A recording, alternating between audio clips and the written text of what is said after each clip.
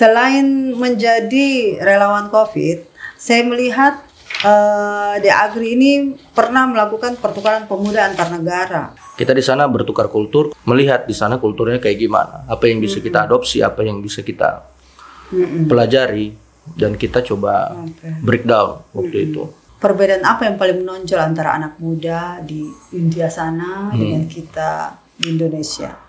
Anak mudanya memang bahasa kerennya band of focus lah. Jadi mereka kalau sudah di satu lini tertentu, mereka itu betul-betul fokus di situ. Kalau misalnya kita sebagai dokter, yang kita layani adalah pasien.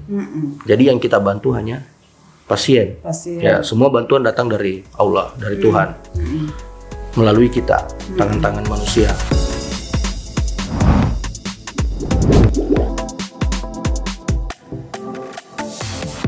Assalamualaikum warahmatullahi wabarakatuh. Jumpa lagi dalam episode hari ini podcast kisahan, semua ada kisahnya.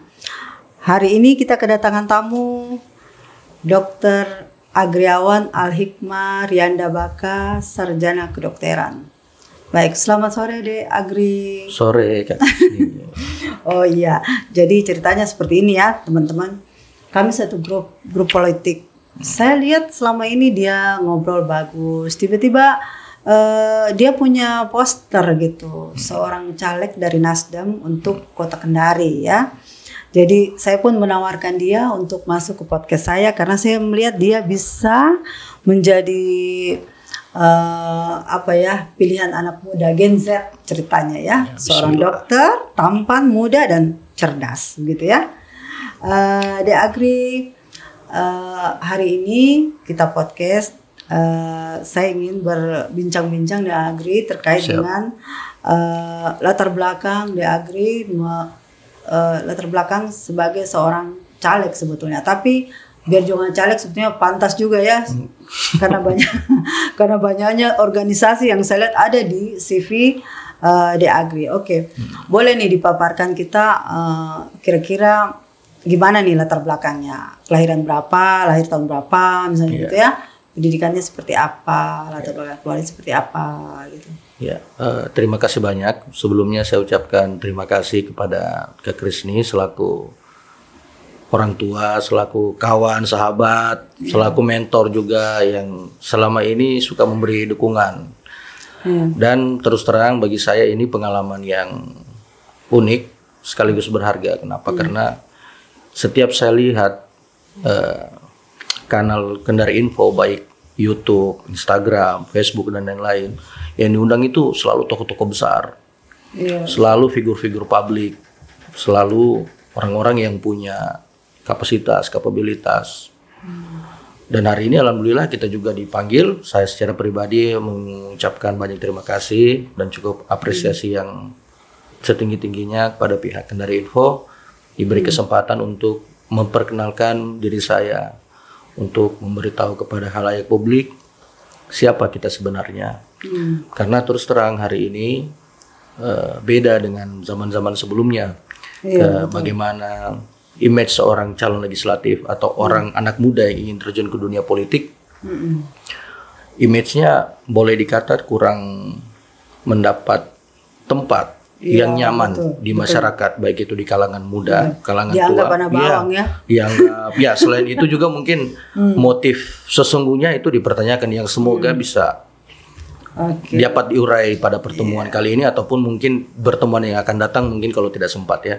Jadi saya terus terang putra asli Kota Kendari. Orang tua saya, bapak lahir di Raha, ibu saya lahir di Kendari. Nah, jadi saya pun lahir dan besar di Kendari. Jadi kita sudah lahir dan besar di Kendari. Lahir dan besar di Kendari ya. Iya, betul. Udah usia 30 tahun habis di Kendari nih. Dan kemudian bapak juga aktif di kampus, di dosen di Unhalu. Seorang guru besar, ibu saya ibu rumah tangga. Kemudian kultur atau pola asuh yang dibangun di keluarga kita alhamdulillah yaitu kultur pendidikan. Artinya memang yang nomor satu itu adalah pendidikan. Berapa bersaudara ini? Saya bersaudara 4 Kak. Oh 4 ya. Saya kebetulan anak pertama. Anak pertama. Udah ada yang nikah? Adik saya udah nikah. Oh, sudah nikah. Yang bungsu? Yang bungsu terakhir Kelas masih berapa? kuliah, masih kuliah. Masih kuliah, ya? Semester akhir hukum, Fakultas Hukum Unhalu. Di sini. UAO, ya. Iya. Di Agri sendiri ini pendidikan dokternya di Unhalu. Unhalu. Di Unhalu ya. Angkatan berapa itu? Saya kuliah angkatan 2010. Itu kebetulan angkatan kedua, Bu. Angkatan kedua Iya, ya. angkatan kedua. Oke. Terus keluarga ini belum nikah kan? Belum. Belum nikah. Jadi pemirsa Kendari Info, kita punya satu target baru. Oke, ngomong soal masuk ke dunia politik itu, ini kan kamu punya banyak sekali, saya lihat dari CV ini pengalamanmu tentang dunia kesehatan cukup mumpuni ya. Saya lihat ini pernah menjadi tim pengolah data dan peneliti COVID. Bisa cerita tuh gimana tuh waktu jadi pengelola data COVID itu? Ya. Ini kerjasama apa? Balitbang ya? Waktu itu ditangani kan waktu di COVID kan ada namanya Satgas. Satgas ya. Ada gugus COVID dulu, Kak. Iya, Gugus COVID, kebetulan saya di situ aktif di gugus COVID provinsi. Di daerah wilayah kerjanya provinsi. Karena waktu itu ceritanya kan COVID ini memang penyakit yang relatif baru. Jadi tidak ditahu waktu itu penyebabnya, bahkan masih tanda tanya apa sebabnya, apa penyebab utamanya ini. Kemudian sampai di level penanganan belum ada solusi atau belum ada protap SOP yang betul-betul bisa menangani pasien dari A sampai Z gitu.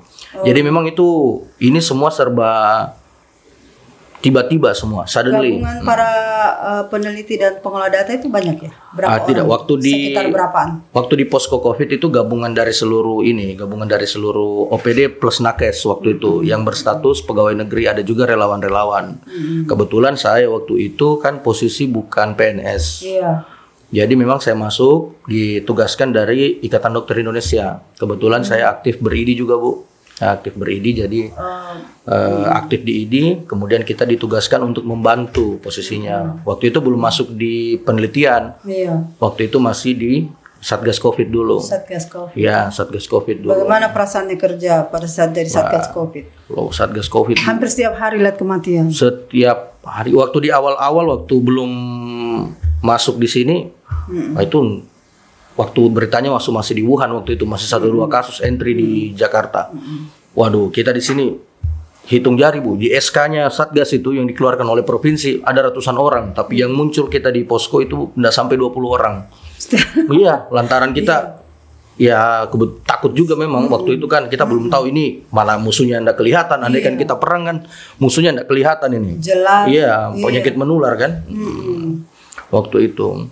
Tapi seiring berjalannya waktu, alhamdulillah pemerintah juga cukup suportif, baik pemerintah pusat, pemerintah daerah ya, punya langkah-langkah yang cukup strategis. Alhamdulillah kita dianugerahkan sebagai salah satu posko atau satgas terbaik di bawah kepemimpinan Haji Ali Mazi. Dan waktu itu sekdanya masih Pak Laude Pidana, PJ waktu itu, sekaligus ketua harian posko COVID. Nah, kita yang bertugas mengelola data dan mengkampanyekan bagaimana caranya supaya waktu itu bisa pakai masker, kemudian sampai di level sosialisasi vaksinasi juga waktu itu. Perasaannya menjadi relawan gimana itu? Melihat apakah terpenuhi semua fasilitas yang diberikan oleh pemerintah? Jadi begini, kita ini mau bertarung ya, mau jadi garda terdepan begitu. Jadi saya anggap ini investasi sosial di Agri, artinya menjadi relawan yang betul-betul dibutuhkan oleh masyarakat, menjadi relawan dokter atau Satgas COVID itu tidak mudah ya. Nah gitu. Nggak dilarang sama ibunya? Ya waktu itu memang juga waktu di awal-awal sempat juga orang tua nggak usah terlalu ini, tapi ya yang namanya juga ini panggilan dari nurani, artinya kan kita sebagai dokter. Tapi senang yang menjadi dokter. Alhamdulillah. Pilihan dokter pilihan sendiri atau didorong-dorong? Sebenarnya di awal-awal didorong juga, Bu. Nah, awalnya Suari ingin masuk teknik sebenarnya. Oh, teknik. Diarahkan ke orang tua masuk di dokter, lama-lama kita juga kalau kata sering muncul quotes itu, berpura-pura lah mencintai sampai kau lupa untuk berpura-pura. Kau sedang berpura-pura. Sudah berpura-pura. Jadi pemirsa Kendari Info, saya cerita sedikit ya. Di Agri ini sebetulnya saya tetanggaan. Dia rumahnya agak di depan rumah saya di perumahan dosen ya. Agri ini setahu saya sangat dimanja oleh ibunya. Ibunya dia anak pertama. Jadi dia ini sangat diperhatikan, sangat dimanja.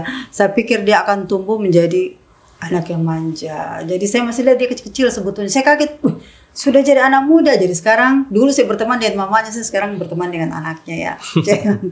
Jadi saya kaget, loh si Agri ini yang anaknya Pak Rianda yang masih kecil waktu itu lari-larian apa, ternyata dia udah besar dan dia tumbuh menjadi anak yang sangat mandiri ya.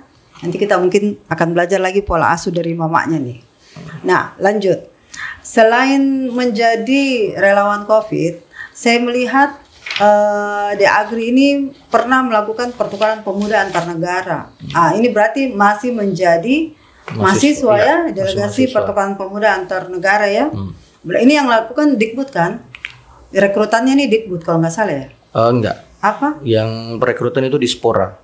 Oh. Ini kan program dari Kemenpora. Kemenpora itu ya? Program Kemenpora. Sekarang pertukaran pemuda ini yang pegang masih Kemenpora. Kemenpora ya? Ya dulu kan di Dikbud kalau nggak salah. Menpora ya. Mungkin ada juga program pertukaran yang lain, tapi pertukaran pemuda antar provinsi siapa yang pegang? Antar provinsi ini masih Menpora juga. Menpora. Dispora. Di bawah Dispora.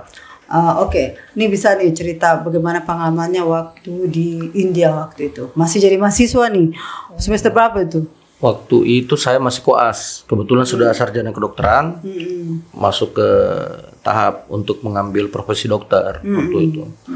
Jadi memang waktu pilihan untuk mengikuti program pertukaran pemuda antar negara disingkat PPAN. Itu sudah saya target sejak saya SMA, Bu. Jadi saya ikut seleksinya itu sampai 8 kali kalau nggak salah. 8 kali saya ikut seleksi, nanti ke 9 baru diterima. Itu pun ke 9 saya lolos di tahun 2014. Saya dipulangkan karena saya kurang sehat. Jadi 2015 ikut lagi seleksi. Begitu ya. Iya. Saya jujur aja saya pernah ikut seleksi, tapi perasaan waktu itu Dikbud deh. Tapi hanya 1 kali saya ikut. Tapi urutan kedua saya tidak mau lagi.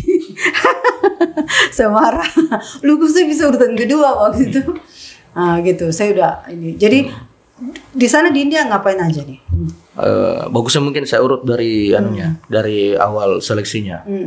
Jadi dulu pertukaran pemuda itu informasinya kan memang nggak juga waktu di zaman dulu kan udah seperti sekarang, Bu. Ada media sosial apa segala macam kan. Betul. Nah, jadi dulu memang hanya disosialisasikan ke kampus dan sekolah-sekolah. Jadi yang khalayak umum itu belum tentu tahu bahwa program ini eksis atau ada gitu. Padahal ini rutin setiap tahun. Sultra itu dapat jatah sekian. Dan kalau saya perhatikan memang dari dulu dan banyak alumninya, Bu, termasuk Pak Hugua juga alumni pertukaran pemuda DPR RI. Kemudian pasukan Totoding yang PJ Bupati Kolaka Utara itu semua alumni. Dulu waktu saya tes Pak Sukamto malah jadi. Iya, juri kan. Iya, waktu itu masih ketua alumni Pak Sukamto. Ketua alumni pertukaran pemuda Pak Sukamto. Ya, jadi saya ikut seleksi, Bu, dari SMA. Dari SMA saya sudah mulai ikut pelajari, begini ceritanya seleksi kalau mau ikut pertukaran ya. Betul. Alhamdulillah nanti pas kuliah baru saya bisa lolos. Itu hari programnya kebetulan berangkat ke India. Kemudian di tahun 2014 saya berangkat, tiba di sana saya sakit. Tapi tujuannya berangkat ke India, tapi kan kita di India, tapi waktu di Jakarta kita namanya di pre-departure training dulu. Jadi istilahnya kita kayak dikasih briefing lah, briefing berhari-hari di situ, magang dulu kan. Bahasa Inggrisnya dilihat dulu kembali ya, dipermantap. Tapi waktu itu saya kebetulan sakit. Pakai TOEFL kah itu? TOEFL ya, ada syarat TOEFL sekarang. Sudah pre-departure training di Jakarta, saya jatuh sakit, dipulangkan ke Kendari. Belum rezeki kitanya, daripada kita mempersulit, menyusahkan. Masih di Jakarta, belum ke ini, padahal sudah ada tiket, paspor, sudah visa, sudah ngurus semua. Kenapa homesick toh? Waktu itu kurang sehat lah, Bu, jadi tidak memungkinkan untuk berangkat ke luar negeri. Jadi dipulangkan ke Kendari dengan catatan ya ikut lagi tahun depan ya seleksinya. Ya udah, tahun depan ikut lagi seperti biasa. Masya Allah. Saya kira ada semacam privilege yang saya dapat. Ternyata enggak, seleksi lagi ulang kayak baru. Akhirnya saya berangkat di tahun 2015. Jadi yang jadi panitia waktu penerimaan 2015 itu letting saya berangkat tahun lalu. Dia bilang, alhamdulillah, katanya kok berangkat lagi. Ya alhamdulillah, sudah rezekinya jalan-jalan Tuhan. Iya, betul. Dan kita berangkat di sana memang tanpa anggaran pribadi sedikit pun. Semua ditanggung oleh negara dari keperluan pribadi. Satu provinsi 2 orang ya? Satu provinsi 1 orang. 1 orang aja? Ya. Oh, dulu perasaan 2 deh. Nah, itu untuk beda program, Bu. Jadi ada yang ke Cina, ada yang ke Australia, ada yang ke Korea, ada yang ke India. Kebetulan saya dapat yang ke India. Ada kawan-kawan saya juga yang berangkat di tahun yang sama, tapi dia berangkat ke negara lain. Gitu. Nah, sampai berangkat waktu itu kita di sana 3 mingguan.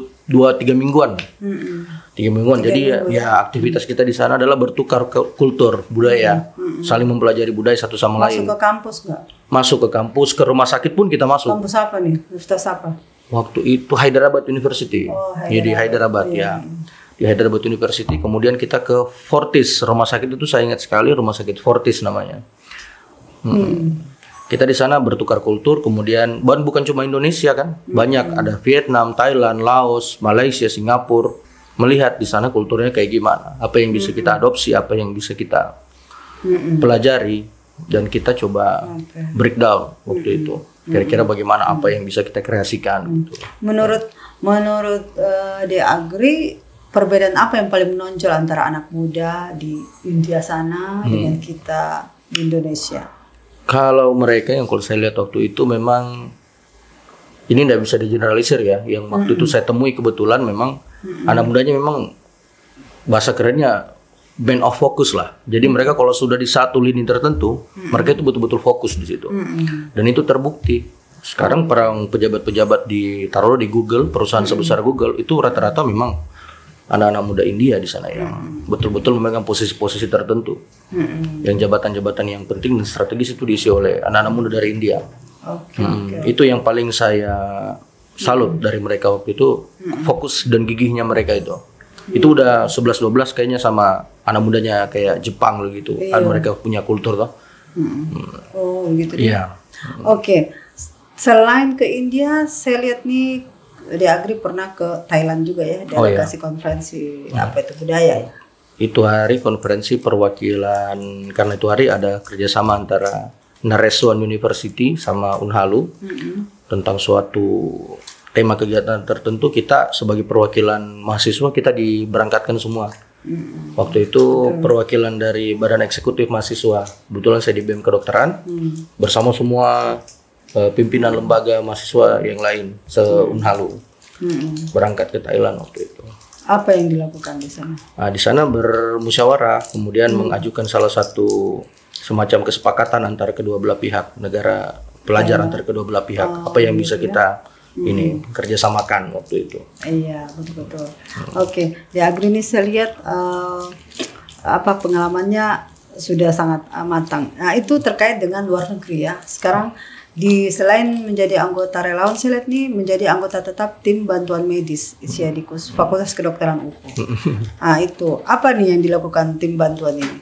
Kalau tim bantuan medis ini kan sebenarnya dia organisasi yang di internal fakultas. Jadi memang ya internal fakultas waktu itu juga. Ini turun ke masyarakat enggak ini? Ya, sangat sering. Baru kegiatan event-event di Unhalu. Event-event di Unhalu itu semua rata-rata menggunakan jasanya itu kalau sudah ada butuh kayak pertandingan sepak bola atau pencak silat atau karate, event-event begitu ya, diturunkan tim medis ya. Ternyata banyak sekali bertemu dan berjumpa dengan masyarakat begitu. Iya.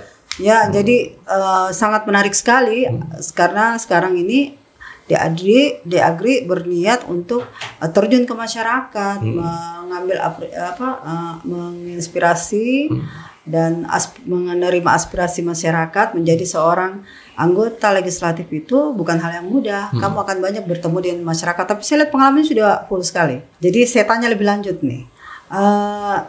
Sekarang aktivitasnya seperti apa nih? Yang paling utama gitu. Ya, jadi alhamdulillah kalau hari ini semenjak lulus jadi dokter. Praktek kah? Praktek ya. Praktek di klinik. Alhamdulillah kita bikin klinik bersama kawan-kawan, ada grup. Ada kliniknya. Iya, kita punya klinik di daerah mana? Kita ada di Kendari sama di Konawe Utara. Oh, luar biasa. Ya.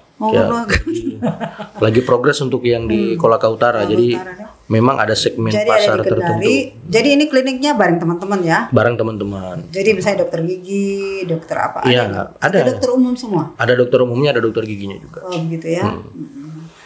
Jadi praktek. Lalu kemudian apa lagi nih? Kalau sejauh ini ya, yang kita lakukan adalah Kenapa bikin di Agri klinik. tidak masuk ke dosen misalnya atau PNS begitu?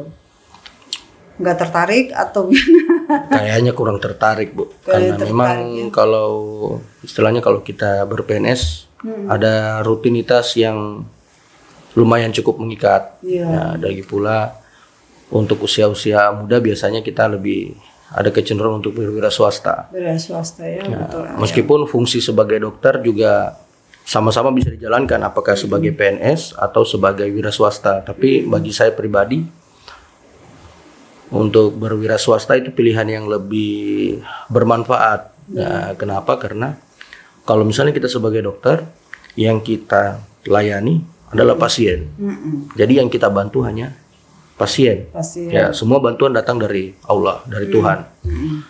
Melalui kita, tangan-tangan manusia. Nah, tapi kalau kita hanya sebatas dokter yang kita layani cukup pasien saja. Namun kalau kita misalnya bikin klinik atau kita bikin fasilitas kesehatan lainnya, maka yang kita bantu adalah siapapun yang bekerja di situ. Dokternya kita bantu. Oh begitu ya. Perawatnya kita bantu. Iya betul, betul. Artinya mereka juga punya penghidupan dari situ. Betul. Adminnya kita bantu, bidannya kita bantu, dokter giginya kita bantu, pasiennya pun Berapa otomatis banyak kita nih bantu. satu geng itu? Kita ada sekitar 20-an orang. 20-an Ya, orang ya. 20-an orang. Apa ini semacam kumpul LSM kedokteran? Oh, enggak. Ini perusahaan resmi, Bu. Oh, perusahaan resmi ya. Kalau mau bikin Oh, klinik kita kan mesti ada perusahaan dulu. Perusahaan ya, oke. Selain itu ada bisnis lain? Sejauh ini itu. Itu ya. Itu. Oke. Baik. Sekarang kakak mau tanya nih, berkecimpung di bidang medis yang kelihatannya sudah lumayan, ini lalu kemudian beralih ke dunia politisi, ini menariknya apa ini? Medis ya biasanya kan dosen ya, itu ada beberapa tuh kayak Pak Ida ada dosen masuk ke politisi gitu kan. Ini saya Agri nih dokter nih. Iya. Dunia medis yang agak berbeda dengan politik gitu. Apa menariknya? Kalau motivasi utamanya tetap melayani, Bu, sebenarnya. Oh, iya. Ya, jadi kenapa saya mendorong kata melayani itu? Karena melayani manusia atau melayani orang banyak, melayani publik itu bukan hanya dengan menjadi dokter saja, tapi menjadi figur publik atau menjadi tokoh itu juga termasuk dalam ranah melayani. Yang saya lakukan hari ini dengan masuk ke dunia politik adalah untuk menaikkan skala pelayanan saya secara pribadi.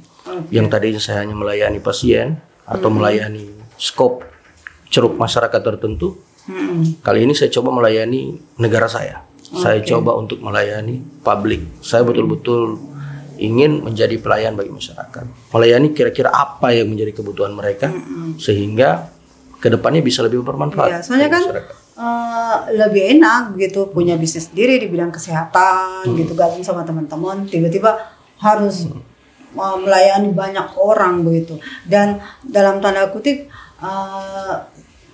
apa yang Anda lakukan bisa saja tetap nggak diterima oleh masyarakat, terus ada yang banyak yang nyinyir. Nggak mudah loh duduk di anggota dewan itu, berbuat baik tetap dinyinyirin, nggak baik dinyinyirin, baik dia dinyinyirin gitu. Siap itu? Insya Allah siap dengan semua konsekuensi yang kita ambil dengan pilihan itu sudah insya Allah siap. Nah sekarang nih kakak mau tanya nih, ini kan kita sudah tanya latar belakang keluarga apa segala, termasuk investasi sosialmu yang lumayan banyak gitu kan. Sekarang jika kamu terpilih, program apa nih yang mau kau tawarkan ke masyarakat gitu? Bilang saya mau buat ini ya, jadi misalnya, saya mau buat satu tempat pengaduan misalnya atau klinik gitu kan. Kalau udah diterima BPJS-nya sini ke tempat saya misalnya kan, apa tuh? Ya kalau untuk visi misi saya sering ketemu dengan orang. Jadi semenjak saya menyatakan niat untuk masuk di dunia politik, banyak orang yang bertanya. Setiap saya ketemu orang-orang, baik kawan maupun orang yang baru saya temui, mereka selalu bertanya visi misimu apa? Apa yang kau mau lakukan kalau kau sudah jadi yang kau inginkan. Ya, sudah terpilih, betul. Sudah terpilih. Saya selalu mengatakan bahwa kalau di legislatif tidak punya visi misi. Mereka hanya menjalankan tugas. Ya, tugas legislatif hanya 3, fungsi aspirasi, fungsi pengawasan, dan fungsi penganggaran. Jadi kita berjalan dengan tupoksi tersebut yang sudah diatur oleh undang-undang dan konstitusi. Betul. Nah, namun jika ditanya apa yang menjadi kiat-kiatmu ke depan, rencana-rencana jangka panjang baik secara kelompok maupun secara pribadi, karena kamu maju di dunia politik melalui institusi berupa legislatif, maka kau mewakili satu daerah tertentu. Iya, betul. Nah, jadi ini dapilnya yang mana nih, Agri? di Kambu Baruga. Kambu Baruga. Ya. Berarti sini ya kantor ini ya? Masuk. Nah ini para kru coba ya. Oke. Selanjutnya? Ya, untuk itu kita harus tetap istiqomah untuk menjalankan niat ini.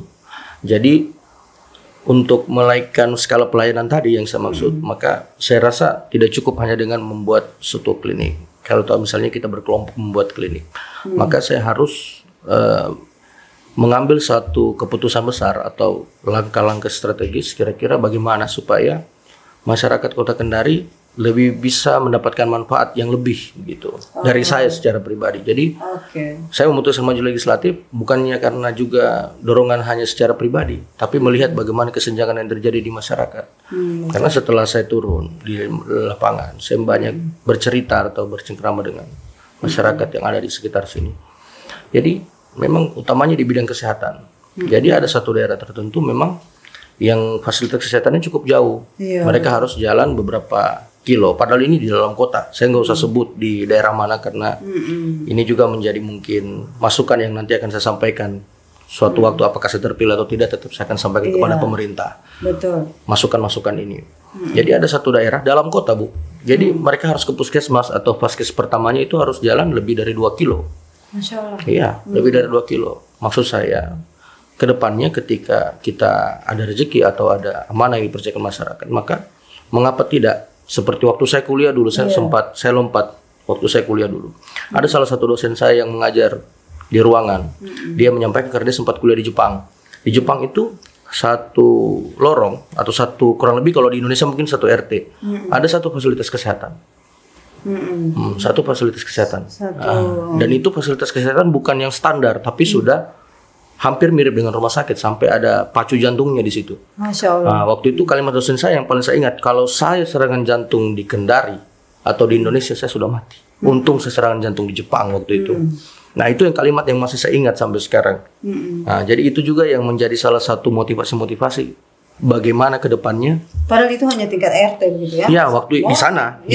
Ya, artinya ini memang tidak apple to apple atau tidak pantas memang untuk dikomparkan antara negara maju dan negara berkembang, tapi di satu sisi itu menjadi sebuah inspirasi. Nah, betapa aware-nya pemerintah itu dengan masyarakat di bidang kesehatan. Nah, kalau ditanya misalnya, kenapa kau dokter, kau harusnya sudah nyaman di balik mejamu melayani pasien. Nah, kali ini saya ingin menyampaikan bahwa kita juga dokter seringkali menjadi korban politik. Apalagi di tengah disahkannya Undang-Undang Kesehatan nomor 17 tahun 2023. Bagaimana itu tidak terlalu sama itu kesehatan sangat berimplikasi. Enggak, maksudnya enggak terlalu membantu ya undang-undang itu? Kalau membantunya bisa dijawab dari dua sisi. Bisa dijawab, ada sisi pro dan sisi kontra. Kita selaku dokter hari ini semenjak disahkannya undang-undang, kita tidak ada lagi diksi untuk menolak. Kita harus sejalan dengan pemerintah. Beda halnya waktu belum disahkan, kita melakukan upaya-upaya strategis, upaya-upaya politik untuk bagaimana supaya undang-undang ini tetap tidak disahkan. Namun semenjak disahkan, ya kita sebagai organa pemerintah, kita sebagai masyarakat harus tunduk dan patuh terhadap undang-undang yang sudah disahkan. Ya, namun jika ditanya apakah ini mendukung atau tidak terhadap kesehatan masyarakat, sudah pasti secara teori, secara studi akademik, pasti ini niat suatu aturan pasti untuk mensejahterakan masyarakat. Namun yang pasti kita perhatikan adalah bagaimana proses penyusunannya, bagaimana implikasi langsung secara teknis dengan tim medis. dengan kita misalnya di kesehatan. Nah itu kemarin memang kenapa kita sempat mengadakan penolakan. Yang kita tolak bukan substansinya, tapi proses penyusunannya.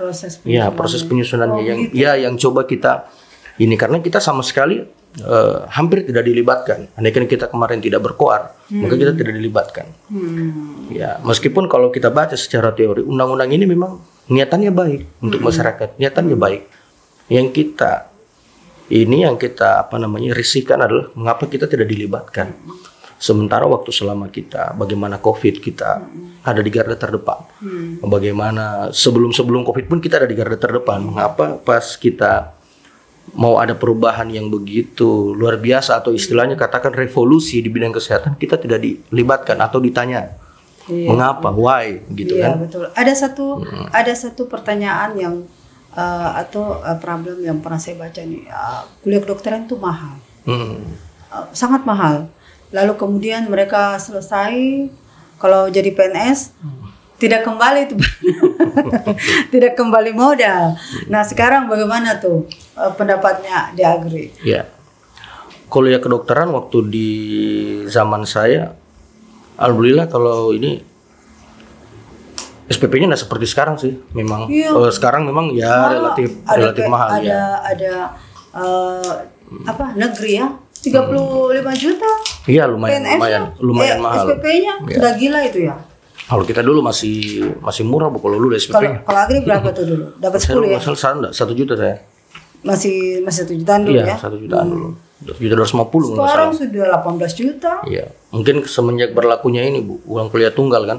Iya, UKT ya. Karena kita memang waktu itu memang SPP-nya rendah, tapi memang banyak lagi biaya kita keluarkan. Kalau sekarang kan istilahnya mahasiswa uang kuliah tunggal.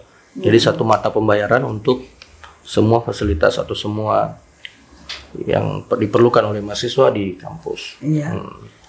Menarik sekali ya, saya sangat terkesan dengan cita-citanya kita ini. Saya baru tahu yang ini ya begini ya. Oke. Nah, di Agri segmen target Kendari Info itu banyak anak muda nih. Nah, sekarang sebelum bincang-bincang berakhir, saya minta closing statement-nya untuk para anak muda Kendari Info. Boleh ke sana? Ya. Ya. Apa nih pesan-pesannya untuk anak muda? Gitu? Ya, untuk anak muda Kota Kendari, pemirsa Kendari Info, pesan saya adalah hari ini adalah zaman untuk milenial, generasi Z. Jadi bonus demografi harus kita manfaatkan. Kita harus menjadi penggerak. Kita tidak bisa menjadi penonton sekedar penonton. Jadi kita harus mengambil peran bagaimana kita bisa bermanfaat untuk masyarakat, khususnya bagi anak-anak muda sekarang. Mari kita berwirausaha, ber-UMKM. Itu saja kalau pesan saya.